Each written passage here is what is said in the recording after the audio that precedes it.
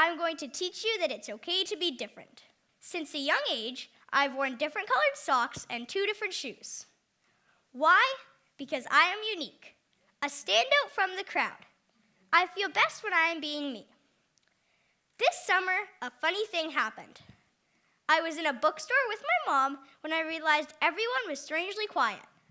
And so I did what needed to be done. I started singing. As a joke, my mom pointed to a book and said, "Hey, Cole, this book is for you." I pulled it out and read the cover. Here's what it said: "You're weird."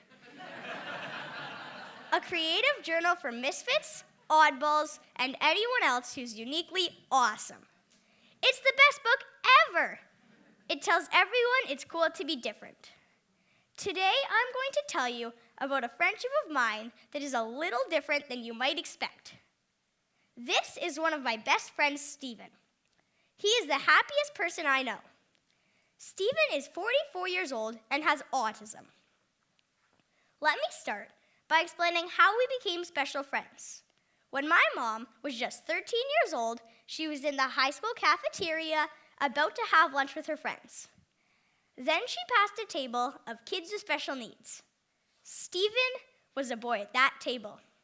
He shouted out, "Hey, what's your name? Come sit with me." My mom sat down, and in that moment, a special friendship began. Stephen asked my mom 3 questions.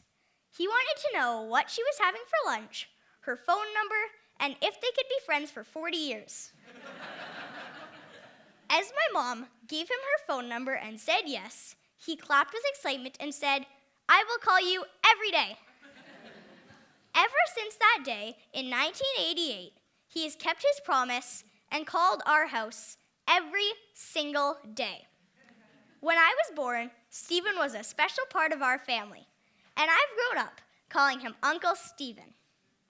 Stephen is included in family dinners, he comes to my soccer games, he loves watching movies with us, and every couple of weeks he has a sleepover. Stephen has had autism his whole life.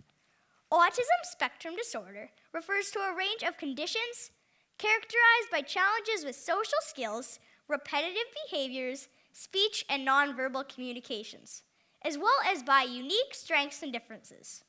My friend Stephen is not able to drive a car, but he is able to memorize every phone number he has ever heard.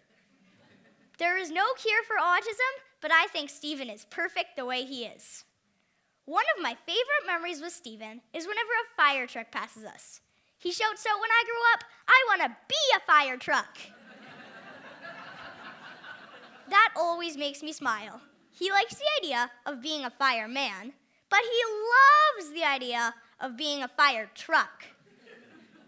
Another thing that always makes me laugh is how much he likes to eat. Have you ever met someone who can eat a steak, 8 slices of pizza, French fries, apple pie, ice cream, and they are still starving? Well, Stephen eats all that almost every time we see him. Finally, one of my favorite memories with Stephen is when we play hide and seek. He always hides in the closets. I love playing hide and seek with Stephen. It always makes me smile. But not just me. He makes everyone smile. I don't think we need a cure for autism, just like we don't need a cure for freckles. Autism is not a disease, just like brown hair isn't a disease. You don't need to fix something that isn't broken. I look up to my Uncle Stephen as he is the happiest person I know. Stephen doesn't try to be like anyone else. He is exactly who he was meant to be. Imagine a world where we all live like Stephen. Find out what makes you different. Don't be afraid to stand out.